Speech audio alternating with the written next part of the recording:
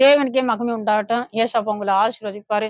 இதனால ஆண்டவர் உங்களுக்காக தந்த ஒரு வேத வசனம் யோவான் 11 43, 44 உங்க மத்தியில வாசிக்கிறேன். இவைகளை சொன்ன பின்பு லாசருவே வெளியே வா என்று உரத்த சத்தமாய் கூப்பிட்டார். அப்பொழுது மரித்தவன் வெளியே வந்தான். அவன் கால்களும் கைகளும் பிரேத சேலைகளினால் கட்டப்பட்டு இருந்தது. அவன் முகமும் சேலைகளா சுற்றப்பட்டு இருந்தது. இயேசு அவர்களை நோக்கி இவனை கட்டவித்து விடுங்கள் என்றார்.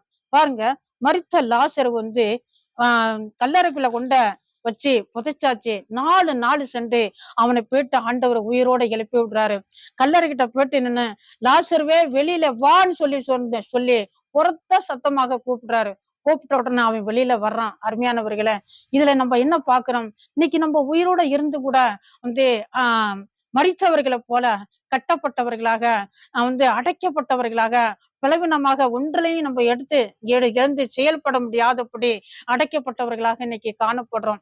எதுலையுமே செயல்பட முடியல, மரித்தது போல இருக்கிறோம். ஆனா ஆண்டோட வல்லமை உங்கள்கிட்ட வரும்னு சொன்னா, ஆண்டோட வல்லமையை நீங்க விசுவாசிப்பீங்கன்னு சொன்னாக்க, ஆண்டவர் உங்களை பார்த்து சொல்றாரு, நீ கட்டப்பட்ட நிலையிலிருந்து, மரித்த நிலையிலிருந்து, இந்த அடைக்கப்பட்ட நிலையில இருந்து நீ வெளியில வா. ஆண்டவர் உங்களை பார்த்து சொல்றாரு. ஆண்டவரோட வல்லம் உங்களை தொடர்றதுக்கு கடந்து வர்றது, ஆண்டோட வல்லம் உங்க மேல இறங்குறது.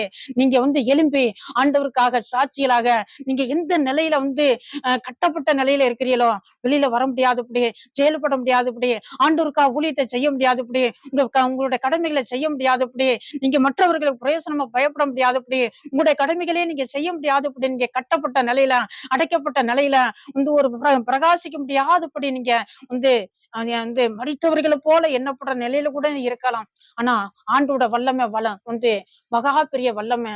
அவர் உங்களை பார்த்து சொல்றாரு, இந்த நிலையில இருந்து வெளியில வாங்குறாரு. நீங்க ஆண்டவருக்காக எழுப்பி வாருங்க. ஆண்டவருக்காக நீங்க பிரகாசிக்க போறீங்க. ஆண்டோட வல்லமை உங்களை நோக்கி வர்றது, ஆண்டோட வல்லமை உங்க மேல இறங்குறது. உங்களோட கட்டைகளை ஆண்டவர் அறுத்து விட அறுக்கிறாரு. உங்களுடைய பலவீனங்களை ஆண்டவர் நீக்கப்படுறாரு.